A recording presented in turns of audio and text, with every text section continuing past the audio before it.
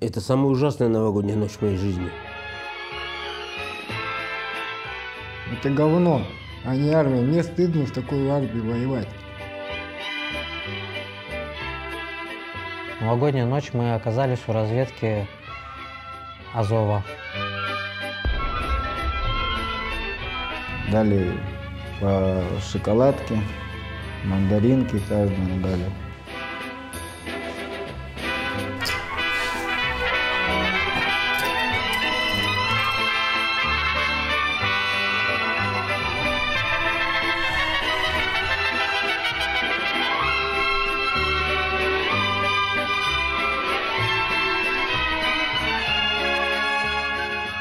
Я попал в плен 31 декабря 2024 года, будучи наводчиком БМП-2.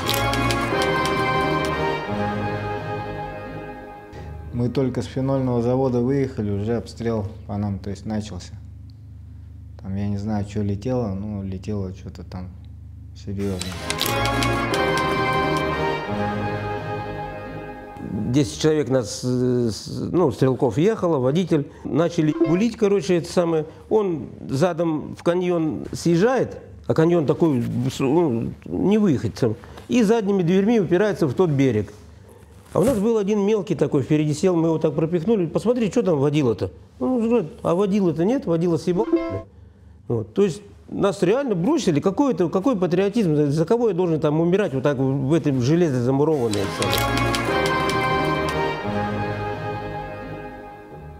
Машину уничтожили, попали под такой сильный артобстрел. Это был не миномет, это было что-то украинской разработкой.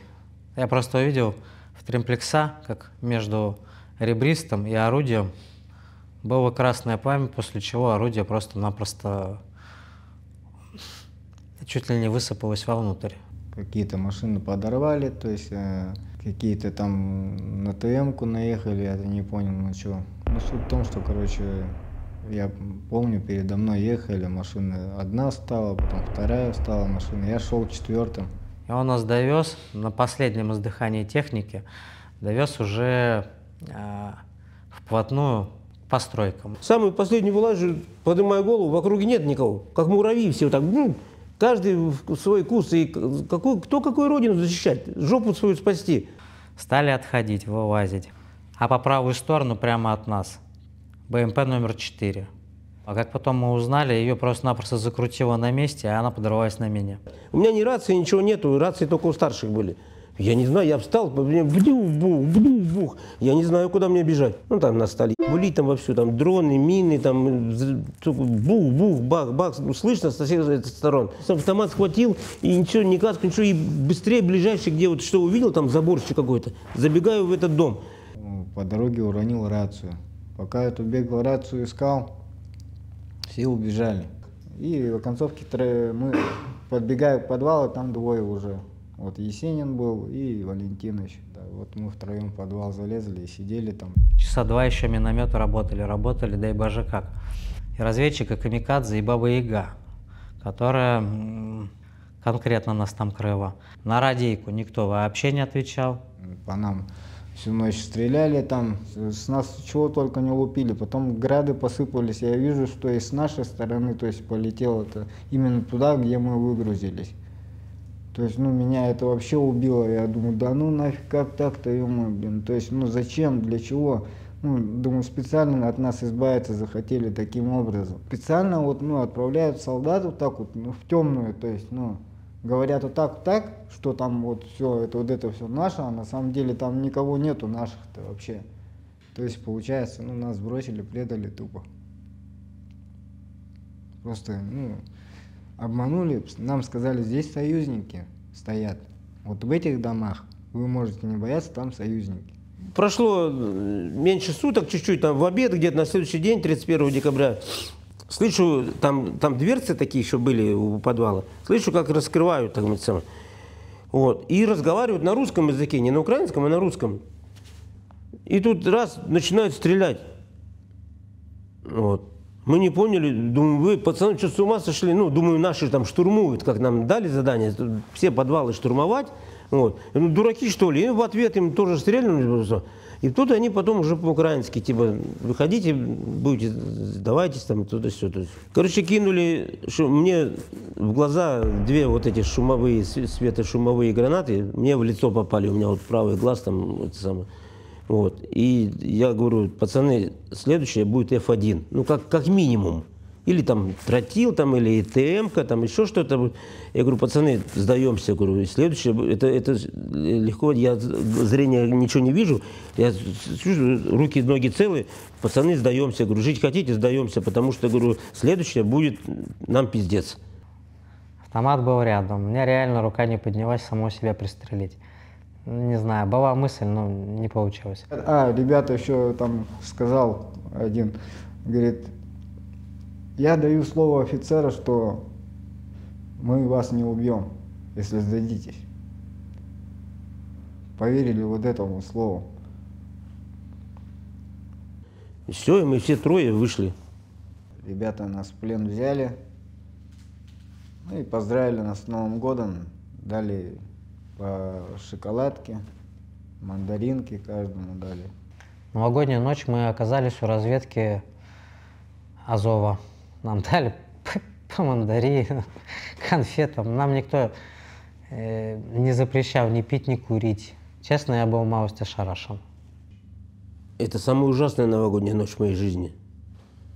Для пленных, ну, как судя по фильмам и книжкам, да, отношения достойные. Как видите, жил-здоров, целый. Кормят тепло, в тепле. Задания давали относительно пленных, когда вы шли на штурма? Нам давали указания в плен не брать. Такой приказ был. Перед выездом они говорили, увидел гражданского, стреляйте его. Вот так вот прямо говорили. Вот там бабушка там вышла по гражданке, там кинула ТМ-ку под гуслю. Слышал от гражданских лиц, вот от этих, ну, что-то разговор так зашел, туда-сё, кто-то взял, сказал, ну, сейчас же Россия, типа, хорошо будет. А он говорит, ну, парень там местный, а раньше, чем, говорит, хуже было. Что сейчас-то хорошего от того, что Россия у вас тут пришла, типа, вот такого? У меня противоречивые очень мысли, потому что я лично встречался с населением Донецка и Луганска. Как-то это у них не совсем то отношение, о котором я думал. То есть там далеко не все считают нас освободителями. Многие конкретно спрашивают, какого хрена вы здесь. То есть, возможно, оно того и не стоило вообще. Но я так понял, ты не только ради денег пришел, да? У тебя есть определенная идейная составляющая этого выбора. Странно было бы найти нормального, адекватного человека в любой стране, который был бы хоть немного не патриотом. Будь то хоть там, я не знаю, Зимбабве какая-то. Ты когда шел, верил в цели СВО? С этой гребаной политикой я уже задолбался. Честно, мое мнение, Украина, она пусть живет как хочет. Хочет она в Европу, пусть идет в Европу. Не надо было это лезть. Речь о патриотизме. Ну какой тут патриотизм? Это... За бабки идут только, а не за патриотизм. По телевидению говорят, что российская армия там улучшает позиции ежедневно чуть ли. Да, если, судя по новостям, мы бы уже до Берлина бы дошли. Вот. И говорят, что вот у украинцев снарядный голод. Нет, здесь никакого снарядного голода. Тут только говорят, что та же Нелеповка, например, что ой, да она наша, там все, там союзники, там Россия. Там 2 месяца мы из подвала голову не могли высунуть, 90 метров до колодца не могли за водой добежать. Как же она наша? Это, пацаны, не ходите, это не война, это вообще, это не надо, это самое. Хотите жить за деньги, заработаете у себя дома на гражданке, это самое. Вот. И я не осознавал, вот пацаны, кто, если хочет подписать, я не знал, куда я шел. Я специально отучился на водителя, на дополнительной категории открыл, чтобы меня взяли, стопудово взяли, чтобы водителем. Я бы сел бы на КамАЗик, там, должностей же много, это военных специальностей всяких. Нет, блядь, я им говорю, я хромые колени, у меня возраст, у меня все. Не ебет, штурмовики нах. Я говорю, ну какой из меня штурмовик? У нас говорят одно, одному деду обещают, к примеру, водителям, другой строителям, третий поваром, а все идут в пехоту по итогу. Нас заводят, закатывают, и насрать всем, никому нет дела до того, когда мы вернемся, как мы вернемся, в каких условиях. Я 2 месяца с больными коленями на бетоне, на строй земле спал, да? И то есть ни отпусков, ничего вообще не дают. Ну, у нас, по крайней мере, по 2, по 3 года, кто в отпуск там не ездил, пацаны рассказывают. Там. Командиры бьют, издеваются над солдатами, обнуляют, конкретно убивают. За деньги забирают. Человек после госпиталя с выплатами. Они его обнулили, что деньги забрали, пойдили, закопали. Человек в оконцовке числится без вести пропавшим. Это говно. А не армия. Мне стыдно в такой армии воевать. То есть там людей все посылают, билет в один конец называется.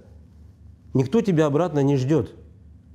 И я знаю, я видел лица российских, ну, наших пацанов, моих товарищей, так сказать, да, вот это самое, все вот так вот, что завтра, что когда, сегодня, что когда, что закатываем. И когда меня в плен взяли, я видел лица ваших парней. Они защищают свою землю. Они, ну, я не знаю, там с улыбкой, ну, короче, они действительно борются. А мы все идем, трясемся, и многие жаждут еще ближе к нулю затрехсотиться, потому что тебя никто не будет эвакуировать. Я не пойму, почему так. Может, они уничтожают российский народ таким образом.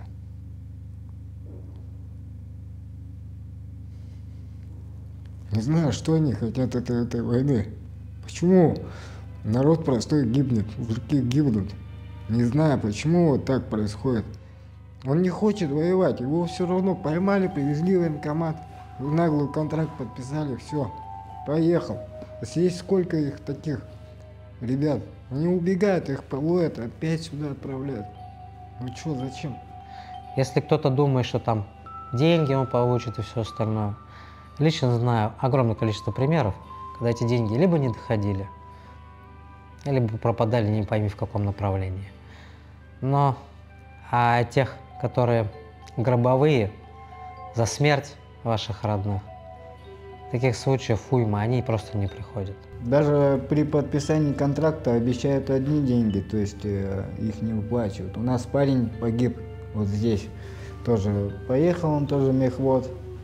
В оконцовке ему ни одной выплаты, ни рубля не выплатили. Мы получали зарплату, мы ему всегда помогали, скидывались там, вот, держи, так как ему зарплаты, ничего не было. Ни региональных выплат, там, ни федеральных выплат, ничего не было. То есть в оконцовке он поехал в бой и погиб, так и ни выплат, ничего не было ему. То есть в оконцовке сейчас он без вести пропавшим числится. Ну вот, так.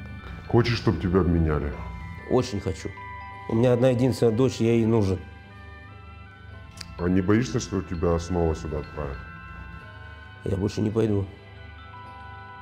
Я там что угодно сделаю, там себе там, не знаю, внешность изменю. Сейчас это современное время возможность. Я нужен дочери, а не здесь. Вот это самое, там, вот убивать кого-то, чего-то там.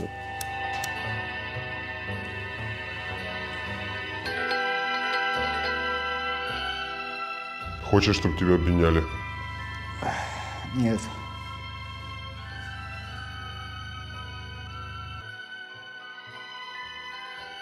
Вот это вот все вот вижу, да, что происходит в России, это ненормально.